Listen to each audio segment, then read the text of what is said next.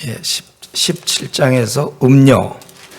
또 음녀는 또 사실은 5절에 큰 바벨론이라고도 얘기했어요. 뭐 비슷비슷한데, 자, 우리 18장 이제 바벨론의 멸망입니다.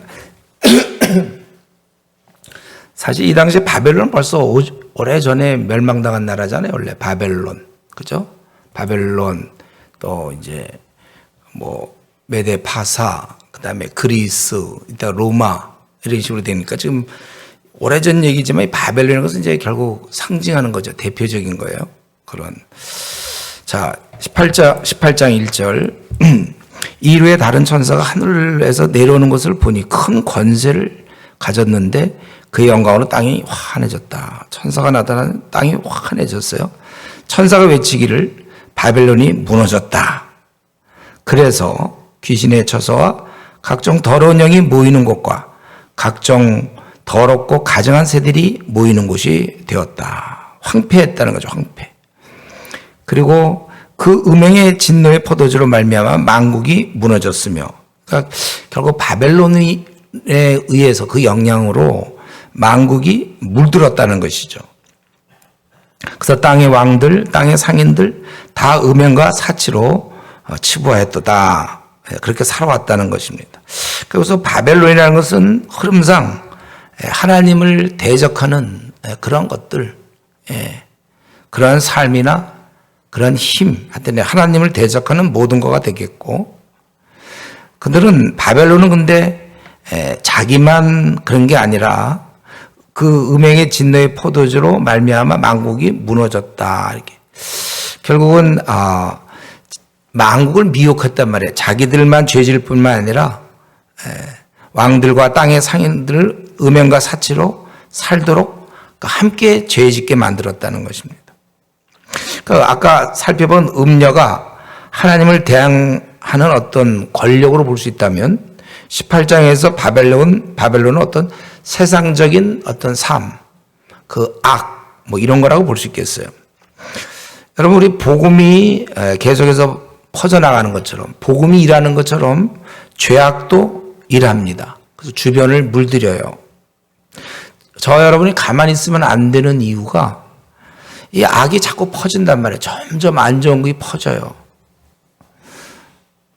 우리 이단이 얼마나 열심히 활동합니까? 이런 면에서 사실 성도들도 부지런히 복음을 퍼뜨려야 돼요. 그래서 특별히 우리 목회자들이 게을러서는 안 됩니다. 또 과도한 자기 취미생활이나 또 너무 자기 문제는 다 있어요. 없는 사람은 없는데 그 문제를 너무 크게 보느냐 이제 작게 보느냐의 차이가 있겠고, 그 문제를 하나님께 맡기느냐 내가 맡느냐의 차이가 있어서 우리가 자기 문제에 너무 집중해서는 곤란하다. 그러니까 속히 빨리 자기 문제는 빠져나와야 돼요. 이거는 그냥 있는 거다 인정을 하고 남의 문제를 도와야죠. 그게 이제 우리가 목회자로 나온 이유겠죠. 죄 동역자로 자기를 이제는 위하여 살지 않고 주님을 위해 사는 거며, 그 말은 결국 이 땅에 눈에 보이는 주님의 자녀들을 위해 사는 거예요. 자, 이들이 이제 멸망을 선포했어요. 1절부터 3절까지. 그리고 그 멸망의 모습이 거의 끝부분까지 20절까지 이제 그 어떤 모습이 나오는가, 어떻게 멸망당하는지. 또 내가 들으니 하늘로부터 다른 음성, 그러니까 다른 천사가 말하는 것 같아요. 내 백성아, 거기서 나와 그의 죄에 참여하지 말고 그가 받을 재앙을 받지 말라. 이 죄라는 것은 재앙과 같이 가는 겁니다. 죄와 재앙. 그러니까 죄에 참여하지 말고, 그러니까 죄에 참여하면 결국 재앙을 또 받게 된다는 것이죠. 그의 죄는 하늘에 사무쳤으며 하나님은 그의 불의한 일을 기억하신지라. 그래서 2배로 갚아주겠다, 벌하시겠다, 그거예요. 그러니까 이 바벨론의 멸망하는 모습, 죄가 너무 이제 많이 퍼져 있기 때문에 사무쳤다고 그랬잖아요. 불의한 일을, 그 죄는 하늘에 사무칠 만큼. 그래서 갑절이나 섞어 그에게 주라. 6절에 갑절로 갚아준다. 하나님은 아까도 얘기했지만 무능한 분이 아니세요. 다만 기다리고 있는 것이죠. 그런데 인생은 그 죄를 짓고 벌 받는 그 기간 담대히 살고 있는 것입니다. 죄를 졌다는 것은 심판받는다는 아주 그건 공식이에요. 죄악은 일시적이지 영원하지 않아요. 그대로 갚아준다. 그러면서 이제 그가 스스로 얼마나 영화롭게 하고 사치했는지 그걸 얘기하죠. 그만큼 고통과 7절에 고통과 애통함으로 갚아주라. 그가 마음에 말하기를 나는 여왕으로 앉은 자요 과부가 아니라 결단코 애통함을 당하지 아니하리라 하니. 자기는 아주 굉장히 교만해요. 자기는 여왕이다 이거죠.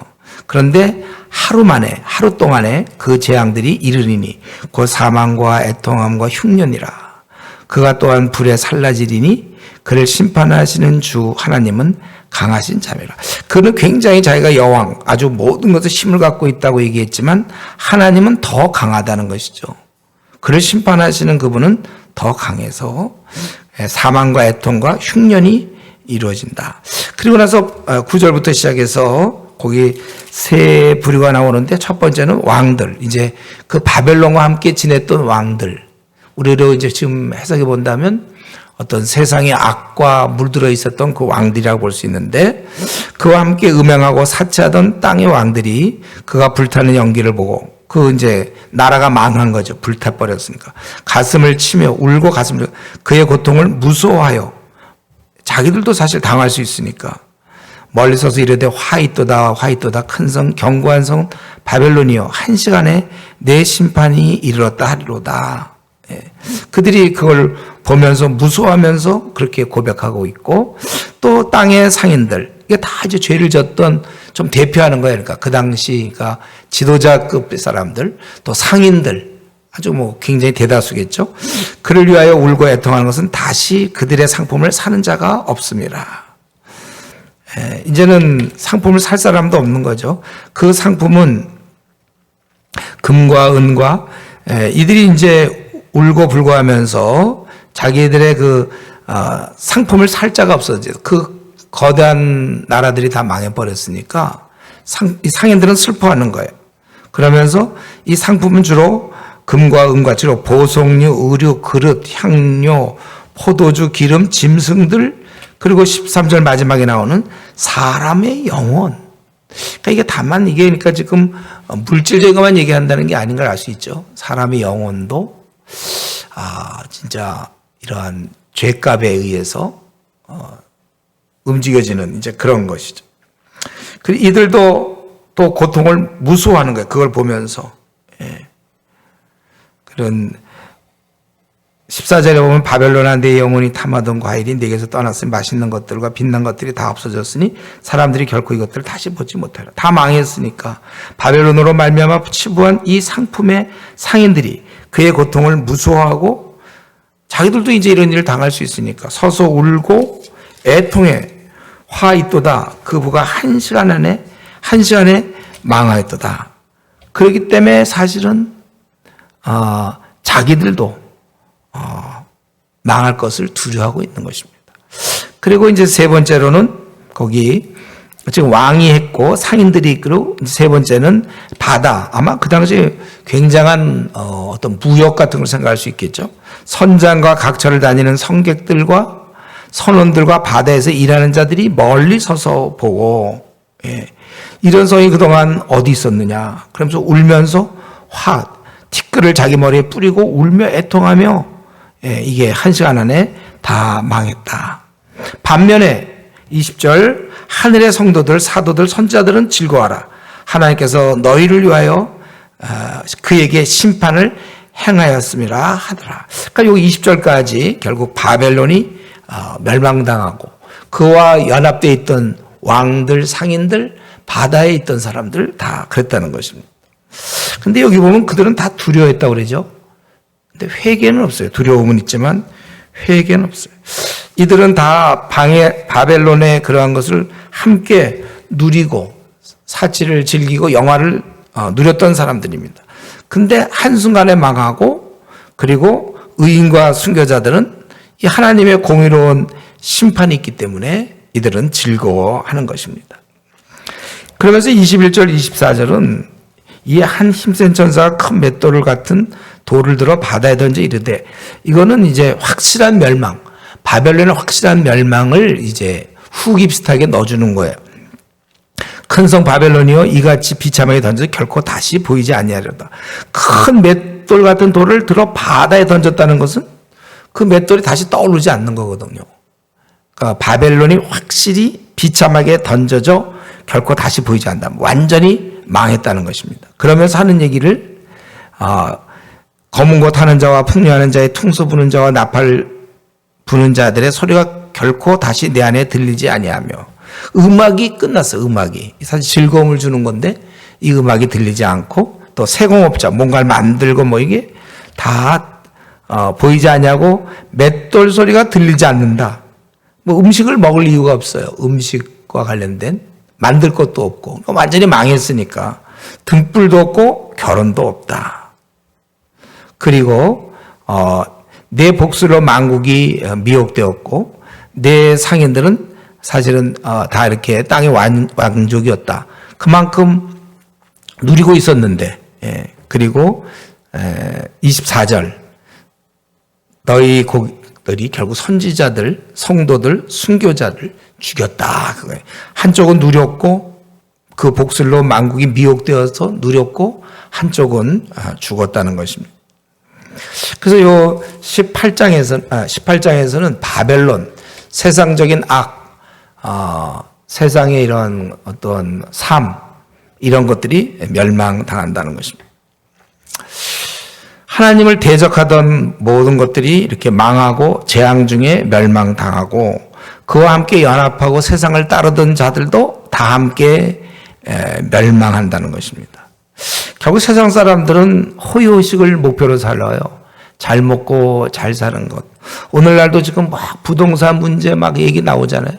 결국 사람들이 집, 또 어떤 차, 안락한 환경, 직위를 얻고 인정받고 뭐 그런 거겠죠. 주로 세상 사람들은 살 동안 이 호의호식을 목표로 하고 있지만, 그러나 결국은 세상은 다 망하고 말 거라는 것입니다.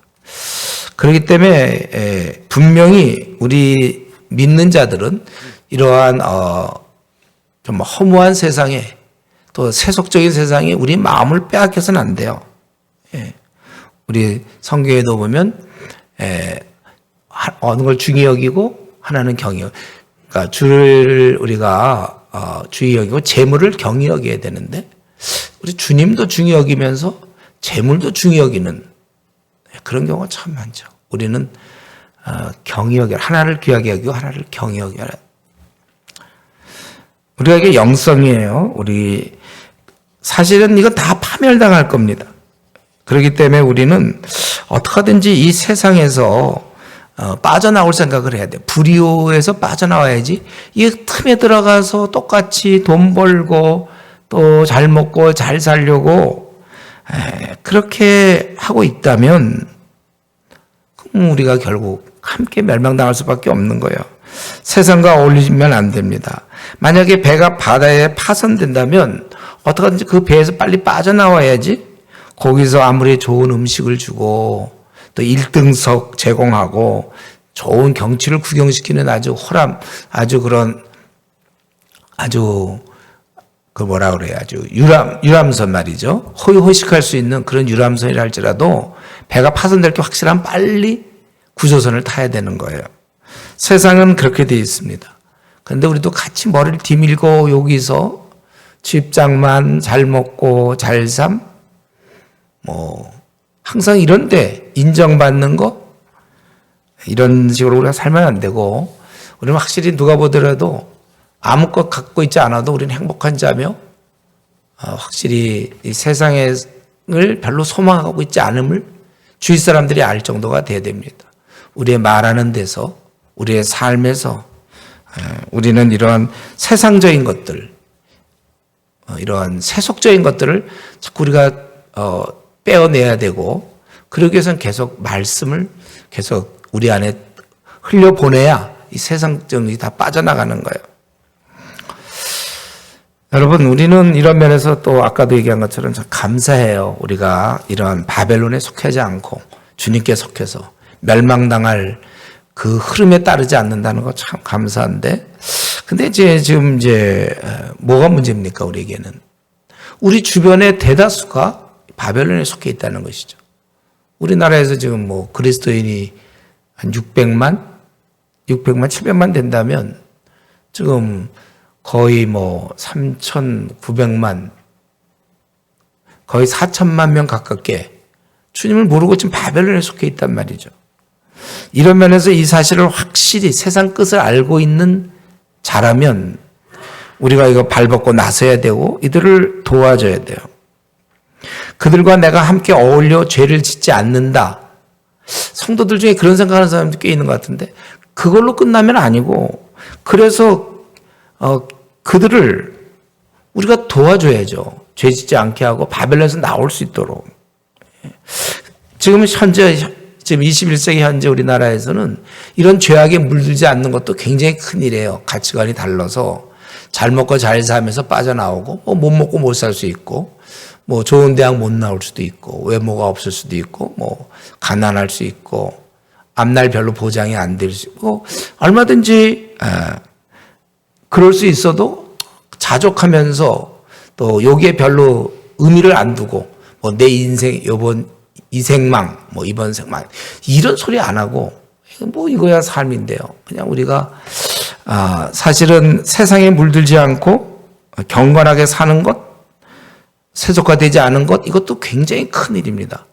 힘든 일이에요, 사실은. 근데 우리가 언제까지 밤낮 이 싸움만 하고 있으면 남는 게 뭐가 있어요? 주님 편에서 무슨 이익이 있습니까? 밤낮 이 사람 세상에 물들지 않는 것만 하고 있으면. 우리는 이런 세상에서부터 벗어나야 될 뿐만 아니라, 물들지 않을 뿐만 아니라, 저와 여러분, 사실은 꼭 목회자만이 아니라 모든 성도도 마찬가지인데 우리가 뛰어들어서 그들을 건져내야 된다는 거예요. 예. 그러니까 지금 여러분이 목회자로서 꼭 명심해야 될 것은 내가 성도들의 그 문제를 해결하는 거, 그 중요한 일이에요. 자칫 그들이 지금 세속에 물들어 있는 걸 뽑아주고 도와주는 거, 문제 해결자로만 목회를 해서는 안 돼요, 여러분들이. 여러분 스스로가 그들이 갖고 있는 문제를 잘 도와주고 그들의 문제를 해결해 주는 거, 이걸로 우리의 목표로 삼으면 안 되고, 우리는 그 사람이 자기 문제 빨리 해결해서 다른 사람을 돕도록. 지금 우리나라에 아까 얘기한 거의 4천만 가까이 주님을 모르고 있는데, 바벨론에서 지금 같이 재앙을 당해서 이제 한순간에, 한 시간에 멸망당할 사람들이 잔뜩 있는데, 우리가 정말 이웃사랑을 얘기하는 사람으로서 내 시간과 나의 에너지와 비웃음을 당하면서 그 영혼들을 우리가 건져내야 된다. 이게 사실 내가 하는 얘기가 아니고 주님이 우리에게 부탁하신 거잖아요. 가서 모든 족속 제자로 삼으라. 여러분, 우리는 특별히 이 시대의 목회자로서 우리가 돌보는 성도들 당연히 세상으로부터 빼어내야 되는 건 맞지만, 그거 사실 경건하게 살아야지 이것보다는요, 공격하는 게 진짜 좋은 거예요. 최선의 수비는 공격이 될 수 있는 거잖아요. 밤낮 너 경건하게 살고 물들지 마라, 이거 아니라 물을 들이세요. 경건한 물을 사람들한테 들릴 수 있도록. 그래서 우리 좀 기운 빠져 있는 성도들, 밤낮 자기 문제 갖고 싸우는 성도들만 보지 말고 막 전투하는 성도, 그런 사람을 돕는, 우리가 그런 성도를 만들 때 우리가 보람이 있는 것입니다. 이제 19장, 지금 이제 음녀가 멸망을 당했고 바벨론이 멸망을 당했어요. 하나님을 대항하는 권력, 권세가 멸망을 당했고, 그러한 어떤 삶, 세속적인 삶이 망했다면은 이제 마지막으로 이제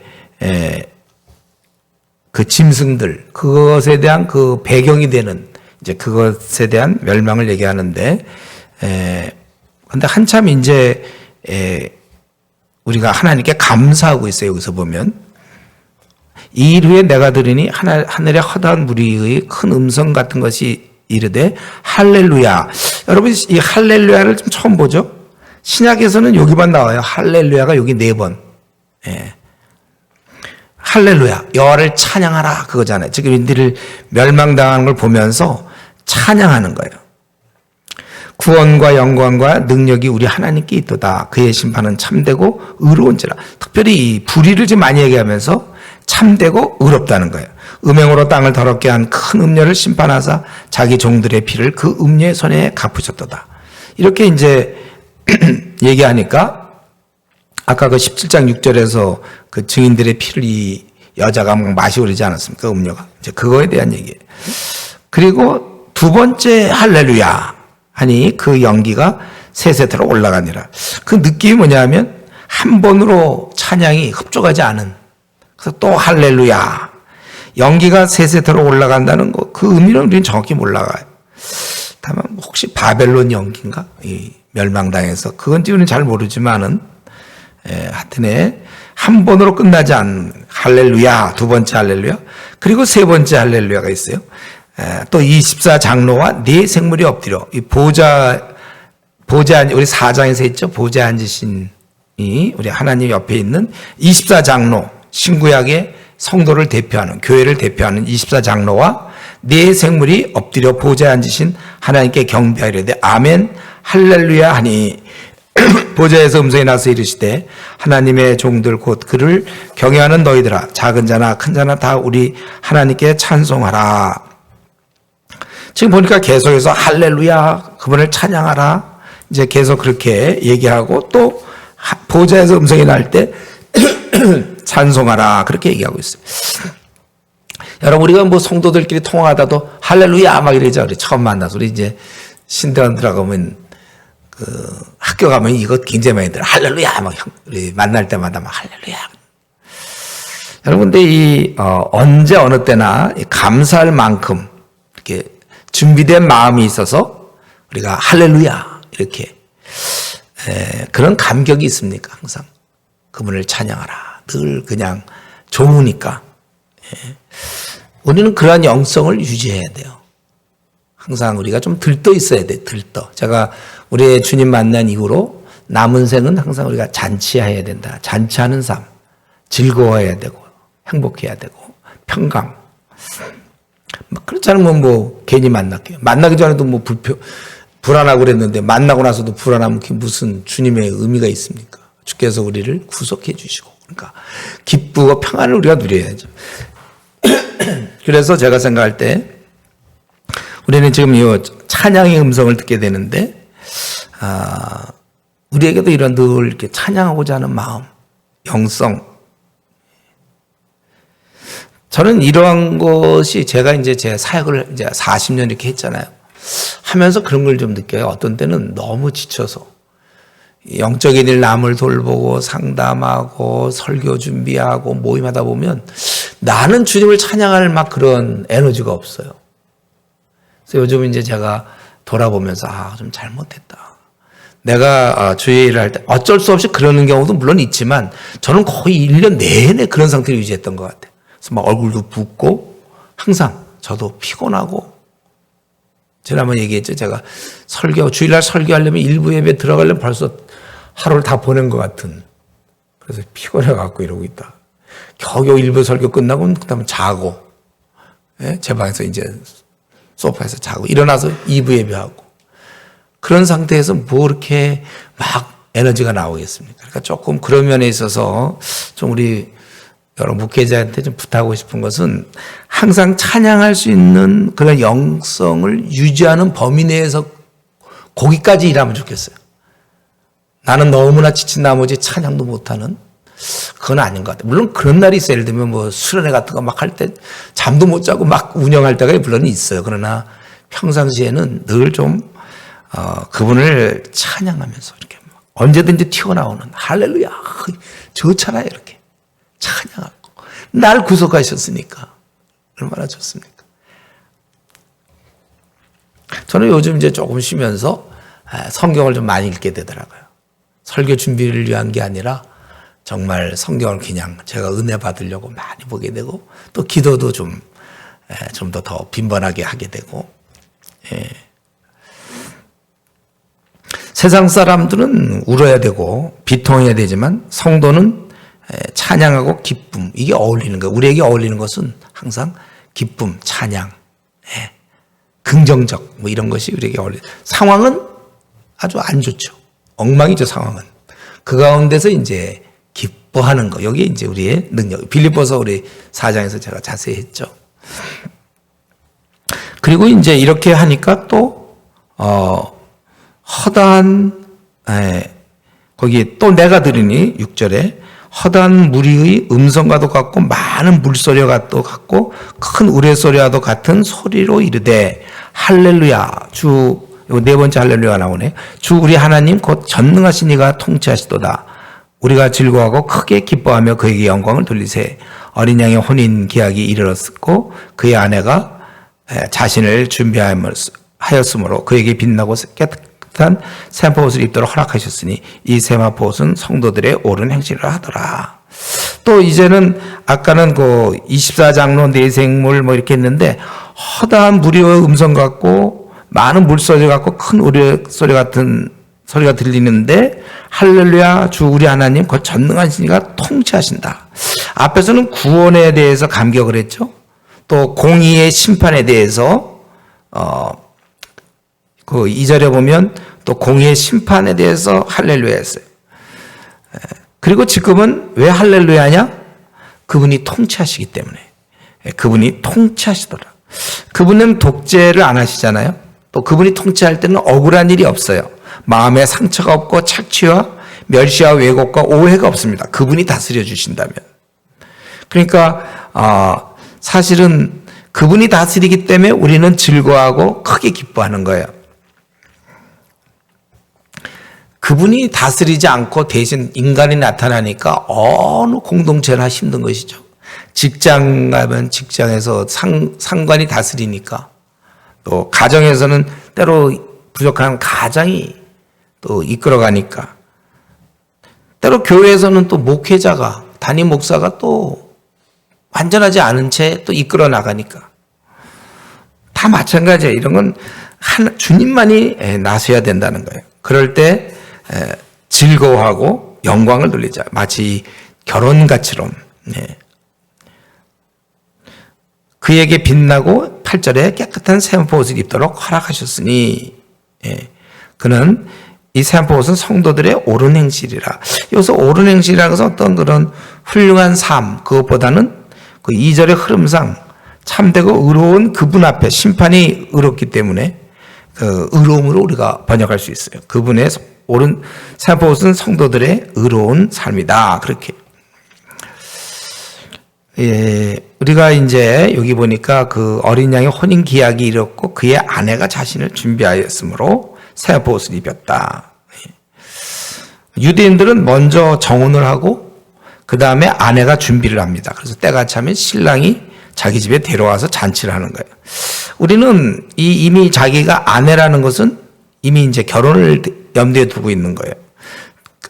그러니까 여기서 이 표현을 쓴 거는 저와 여러분이 의로운 삶을 살아서 주님을 만날 준비를 해야 된다는 것입니다. 그러니까 제일 좋은 거는 우리가 이제 죄를 다 회개하고 깨끗하게 되는 건데, 이런 준비, 이 준비는 우리가 그걸로 알 수 있다고 그랬죠. 오늘 주님 오셔야 됩니다 라고 고백할 수 있을 때, 그게 이제 이렇게 준비가 끝난 거예요. 준비가 된 거죠. 오늘 주님 오시면 안 됩니다. 지금 아무 관계가 없는 거죠. 그거는 자기 지금 세상과 더불어 사는 사람들의 모습. 오늘 주님 오시면 안 됩니다. 바로 그거예요. 우리는 오늘 주님 오시기를 진짜로 원해야 되고, 이제 우리가 그런 삶을 살아야 되겠죠. 이제 천사가 말했습니다. 천사가 말하기를, 거기 9절 10절에 보니까 내게 말하기를 기록하라. 어린 양의 혼인잔치에 청을 받은 자들은 복이 있도다 하고, 또 내게 말하되 이것은 하나님의 참되신 말씀이라 하고, 내가 그 말에 앞들여 경배하려 하니 그가 나에게 말하기를 나는 너와 및 예수의 증언을 받은 네 형제들 같이 된 종이니 삼가 그리하지 말고 오직 하나님께 경배하라. 예수의 증언은 예언의 영이라 하더라. 예수의 증언은 예언의 영이다. 그건 뭐냐면은 예수의 증거가 예언의 그런 어떤 핵심이다. 코어다 이거죠. 에센스다 이거예요. 예수님의 증거가 모든 우리 예언의 핵심이다. 이렇게 볼 수 있는데, 지금 여기 기록할 때 뭘 기록하냐면 어린 양의 혼인잔치에 청함을 입은 자들이 우리 기다린다고 그랬는데 아주 복이 있다는 거예요. 이것이 하나님의 참되신 말씀이다. 여러분, 우리가 이러한 청함을 받은 사람들이잖아요. 오늘 본문에 있는 것처럼. 우리는 참 큰 것을 얻었고 복을 얻은 자입니다. 우리 복이 있다고 했으니까 우리가 그대로 인정하세요. 우리는 자꾸 주어진 현실로 복이 있다 없다를 판단해서는 안 되고, 하나님의 말씀에 의해서 내가 복 있는 자구나. 사실 우리가 주님을 만났는데 최고의 복을 얻었기 때문에 이 땅의 것 너무 자꾸 이렇게 이 땅의 것에 대해서 이렇게 관심을 갖고 그러면 남들이 볼 때 이상하게 생각해요. 주님이 그럼 최고의 복이 아닌가, 저 사람은? 우리 이 땅에서 더 이상 뭐 얻을 것도 없어요. 주님 얻었으니까. 나머지는 제가 늘 얘기하지만 그건 아무것도 아니에요. 우리가 주님을 얻은 것은 9천억을 얻은 것이고 나머지는 다 한 5천 원 미만의 것들이다. 학벌이며 외모며 뭐 조건이며 앞날이며 집이며 외제차며 다 5천 원 미만 거 얻은 거고, 진짜는 주님 9천조 주님을 우리가 얻었다. 우리가 늘 그 복되다고 얘기하고 있습니다. 그래서 저를 경배하려고 하니까, 천사가 나타나서 하니까 하지 말고 예수에만 우리가, 그러니까 예수의 증언은 예언의 영이다. 그러니까 예수의 증거가 예언의 핵심이니까 예수님만이 최고지 왜 나 같은 자에게, 천사에게 절하려고 하느냐. 우리도 이런 면에 있어서 항상 주님만을 늘 이 땅의 모든 곳에서 우선되고, 주님이 또 마치 이런 천사에게 절하는 것처럼 때로 우리가 기도원에 가면 여선지자들 좀 있는데 정말 조심하셔야 돼요. 그들의 특징은 성경을 모른다고 그랬죠, 제가. 기도만 그냥 열심히. 그 기도도 결국 자기 말하는 거거든요. 그 기도를 뭐 좋아하는 게 주님과의 깊은 교제보다도 그냥 속이 편하니까 말씀에 따라 기도해야죠. 그래서 우리는 오직 주님만 바라보라. 그리고 이제 이런 게 10절까지 나오고 이제 쫙 또 최후의 승리가 계속 보여지는 거예요. 이제 주님이 등장해. 근데 여기 참 주님이 등장해. 제가 이걸 왜 주님이 여기 등장할까? 지금까지 주님 등장한 적 없거든요. 그냥 뭐 어린 양 물론 나타나서 인대는 거 이런 거 있었지만, 제 생각에는 물론 이거 사실이기도 하지만 이 편지를 받는 자들을 격려하는 것 같아요. 주님이 이런 큰 우리 소용돌이 속에 있는 우리를 그냥 놔두지 않고 주님이 이제 최후로 관여하는 이런 모습, 이게 얼마나 위로가 되는지 모르죠. 백마를 탔어요. 백마. 또 내가 하늘이 열린 것을 보니 백마와 그것을 탄 자가 있으니 그 이름. 예수님만 백마 탄 게 아니에요. 나중에 보면은 14절에 보면은 그 군대들도 백마를 탔잖아요. 이만희 같은 경우 백마 타고 앉아 있는 모습, 또 뭐 모든 이단 교주들 다 백마 타고 찍은 사진들 쫙 있습니다. 다들 어떻게 기회만 되면 백마 한 번씩 타보고 자기 요거 성취되려고, 성취로. 근데 예수님의 이제 모습이 이게 참 필요한 것 같아요. 다 지금 멸망당하고 순교당하고 어려운 가운데서 주님의 등장은 얼마나 대단한 겁니까? 예. 그분은 충신과 faithful, 아주 신실함, 그리고 진실, true, 진실이라는 거죠. 우리가 얼마나 변덕스럽습니까? 우리는 말을 이랬다 저랬다 바꾸기도 하고, 필요에 따라 과장도 하고 축소도 하고 상황을 바꾸기도 하고. 그분은 굉장히 신실하다, 페이스풀하다 이거죠. 그 이름이 그렇다는 거예요. 공의로 심판하며 싸운다. 그 눈은 불꽃 같고, 그 머리에는 많은 관들이 있고, 힘 있는 모습. 그 이름 쓴 것에 하나가 있으니 자기밖에 아는 자가 없고. 아직도 이 깊은 부분이 있어요. 우리가 주님에 대해서 부분적으로 알아요, 우리는. 그리고 피 뿌린 옷을 입었는데 그 이름은 하나님의 말씀이라 칭하더라. 피 뿌린 옷, 뭐 어떻게 해석해야 될지 모르겠는데, 갈보리산에 피 흘리신 그걸 좀 의미하는 것 같기도 하고, 아니면 원수들의 피를 생각할 수도 있는데, 아무래도 갈보리산에 우리 주님이 하셨던 그걸로 좀 볼 수 있을 것 같아요. 그리고 하늘에 있는 군대들, 천사 또는 그 성도라고 볼 수 있는데, 희고 깨끗한 세마포 옷을 입고 백마를 타고 왕을 따르고 또 그의 입에서는 예리한 검이 나와서 만국을 치신다. 철장으로 다스리며 진노의 포도주 틀을 밟으시고 그 옷과 그 다리에 이름이 있는데 만왕의 왕이요 만주의 주다. 예. 이제 바벨론 세상 국가 권세 하나님을 대적하는 모든 것이 멸망당하고 주님이 그들 악한 존재들과 싸우려 하신다는 거예요. 그동안 주님이 직접 나타나지 않고 주로 천사들이 나타났지만 이제 등장하셨어요. 얼마나 이게 격려와 위로가 되는지 모릅니다. 그리고 주님이 주님이 가실 때 그 뒤에 백마를 타고 따르는 자, 하늘에 있는 군대들이 있다고 그랬잖아요. 천사가 될지 아니면 성도들이 될지 모르지만은 그분의 뒤를 따른다. 참, 이 느낌이 우리잖아요. 우리가 지금 주님의 뒤를 따르고 있잖아요. 예. 저는 이게 좀 그런 느낌이 들어요. 주님을 따르고 있는, 영광스러운 주님을 따르고 있는 우리들. 예. 그 대열에 어쩌다 내가 끼었어. 옛날 벌레 낄 사람이 아닌데, 우리가 이 자리에 앉아 있는 것 비슷하게 그분 대열에 껴서, 우리가 비록 포지션은 없고 세상에서 뭐 무시당할 수 있고 아무것도 없더라도 나는 주의 군사다. 얼마나 귀한 건지 모르겠습니다. 그래서 이제 주님이 나타나신 이유는 이제 그 다음에 17절부터 바로 악의 그 근원, 세력이 되는 짐승. 우리 13장에서 잘 나왔죠. 13장, 14장에서 나왔잖아요. 막 하늘에서 불이 내리기도 하고 죽었다 살기도 하고 그 짐승과 그 짐승을 섬기도록 하는 그 교묘한 자, 거짓 선지자. 그래서 그가 우리 오른손과 이마에 표를 받게 했던 666. 예, 바로 그런 짐승들. 또 내가 보니 한 천사가 태양 안에 서서 공중에 나는 모든 새를 향하여 큰 음성으로 외쳐 이르되 와서 하나님의 큰 잔치에 모여 왕들의 살과 장군들의 살과 장사들의 살과 말들과 그것들을 탄 자의 살과 자유인들이나 종들이나 작은 자나 큰 자나 모든 자의 살을 먹으라 하더라. 예. 천사가 먼저 예언하게 돼요. 태양 안에서 모든 새를 향해서 다 먹어라. 그리고 짐승과 임금과 군대가 주를 향해서 전쟁을 일으키는 거예요.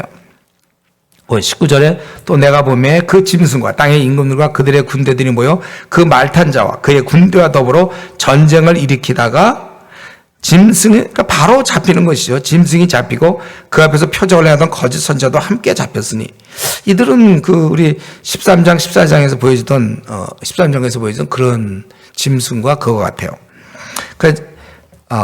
그래서 산채로 유황불 붙는 못에 던져진다.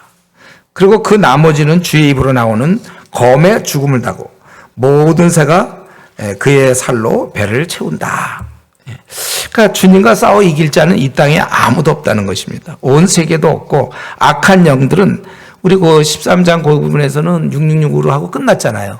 그들의 운명, 이은 마귀의 세력들, 부하들, 짐승들 이런 것들의 운명은 단번에 잡혀서 유황불못에 던져진다는 것입니다. 지금도 이 땅을 날뛰고 있는 귀신들 있잖아요. 귀신 들리는 자도 있고 귀신들, 악의 영들, 공중의 권세 잡은 자들, 미혹해 하던 자들이 다 불못에 던져지니까 무슨 귀신, 무당, 이단에 속한 자들, 하여튼 주님을 대적하던 자들을 사람을 생을 비참하게 만드는 이만희 같은 자들, 가정을 다 깨고 비참하게 만드는 자들이 이제 단번에 유황불에 던져지게 된다는 것입니다. 그리고 영영이 떨어지고 만다는 거예요. 그러니까 지금 이만희가 뭐 이러고 있지만 그는 유황불에 영영이 던져질 자라는 거. 악이 사라져요. 또 악인들도 뭐 시진핑, 뭐 김정은 막 독재하고 사람 죽이고 이런 자들 다 안 되는 것입니다. 이 악의 근본 세력인 짐승들, 또 거짓 선지자들, 다 그 앞에 표적을 행하던 거짓 선지자들 또 다 망하게 되었다는 것입니다. 여러분 우리는 약하지만 그분은 강하십니다. 그렇기 때문에 그분과 함께 나아간다면 우리 앞에는 뭐 어떤 것도 막을 수 없어요. 승리뿐입니다. 최후 승리가 약속되어 있어요. 우리는 이 본문을 보면서 이런 악한 자들, 뭐 그 편에 붙어 있는 자들의 멸망을 바라볼 뿐만 아니라 우리는 주님과 함께 주의 군대에 속해서 함께 나아가고 있느냐. 왜냐하면 최후 승리가 약속되어 있기 때문에 주님과 함께하면 우리는 승리할 수밖에 없어요. 누가 우리를 막을 수가 있습니까? 우리는 반드시 승리하면서 풍성한 열매를 맺게 되어 있는 것입니다. 우리의 삶은 그래서 빛날 수밖에 없어요. 이분과 가까이 사는 것이 최고의 삶이며 이분의 군대에 들어가는 것이 가장 복된 삶인 것입니다. 그것이 우리의 생을 제일 잘 소비하는 방법이에요. 80년짜리를 어떻게 소비할까? 주님 만난 이후로 주의 군대에 들어가서 주님과 함께 싸우면 된다는 것입니다. 여러분들 그러면서 이제 선봉에 섰죠. 목회자로서 주의 군대에 우리 많은 성도들과 함께 우리가 섰는데 우리는 이제 선봉에 서 있는 자예요. 그렇기 때문에 더 가까이 주님 편에 서서 계속해서 우리가 싸워나가야 됩니다. 주의 군대에 소속된 이상, 여러분이 주의 군사인 이상, 제가 좀 제안드리고 싶은 것은 큰 일을 벌려라. 큰 싸움을 해라. 왜냐하면 제가 그 구약을 보다 보면 다윗은 어디를 가나, 어느 싸움이나 어디를 가나 이기게 하셨다고 그랬거든요. 만약에 우리가 그렇다면 우리도 좋지 않겠어요? 우리가 어디를 가나 이긴다면. 근데 사실은 약속이에요. 우리는 하늘의 모든 권세를, 하늘과 땅의 모든 권세를 주님이 주셨기 때문에 우리는 어디를 가나 이길 수밖에 없어요. 그래서 우리 이제 목회자 중에 때로 어떤 사람 개척 얘기하는 사람, 지난주도 누구 좀 목회자 만나서 이제 개척 얘기하는데 굉장히 좀 두려워하는 것 같더라, 개척을. 현재 있는 그대로. 근데 본인은 현재 별로 주님에서 별로 일을 하지 않고 본인도 만족을 못해요. 그러나 제가 그래서 유일한 길은 개척밖에 없더라고요. 그래서 개척을 제가 좀 제안을 했는데 그거에 대해서 뭐 별로 그렇게 제가 볼 때는 개척해야 되는데요. 뭐 개척이면 어때요? 뭐 망할 게 어디 있습니까? 그분이 승리자이신데 그분을 의지해서 하면 되는 거예요. 여러분의 중요한 건 여러분 마음이에요. 내 마음에 정말 나는 이런 일을 하다가 주를 만나야 되겠다. 그거 하세요.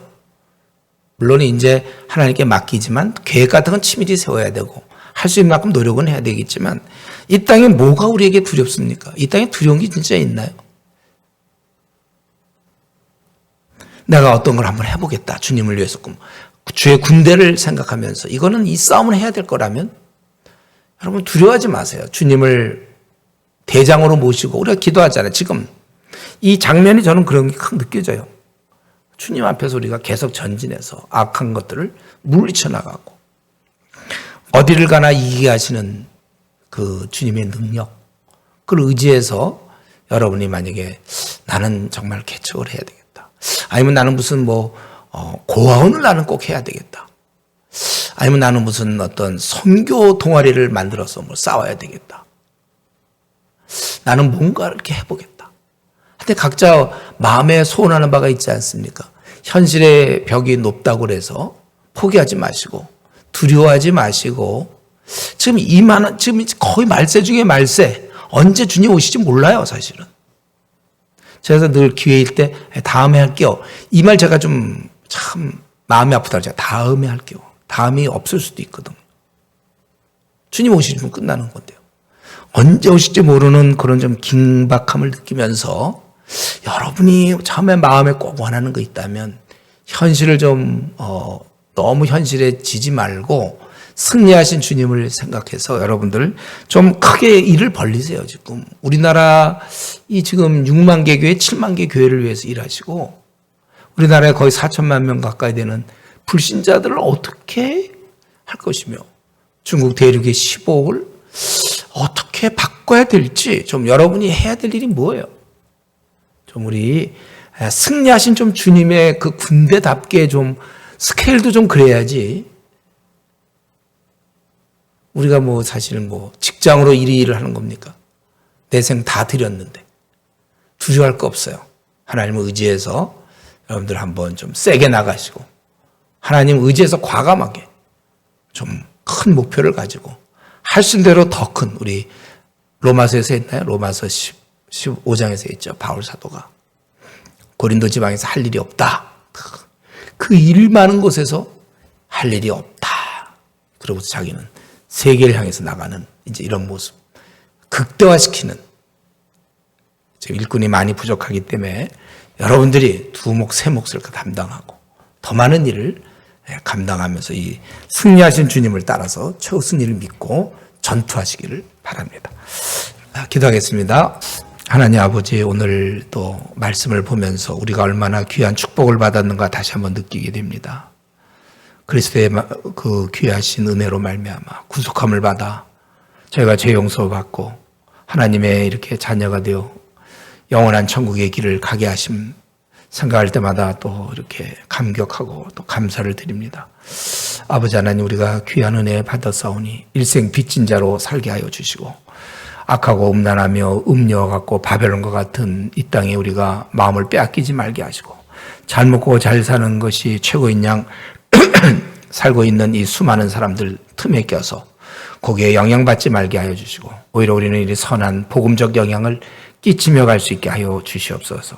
우리가 특별히 교회에 이렇게 목회자로서 아버지 안에 섬기고 있사오니 우리가 우리만 잘 믿을 뿐만 아니라 우리가 돌보는 성도들 모두가 다 일꾼이 되도록 우리가 힘쓰게 해 주시옵소서. 아버지, 그들이 그저 모범적으로 살고 젠틀하게 살고 그럭저럭 사는 걸 우리가 바라보면서 만족할 것이 아니라 그들이 자신의 목숨을 던지며 아버지 안에 복음과 함께 고난받는 모습을 우리의 목표로 세워서 열심히 그들에게 전하게 해 주시기를 원합니다.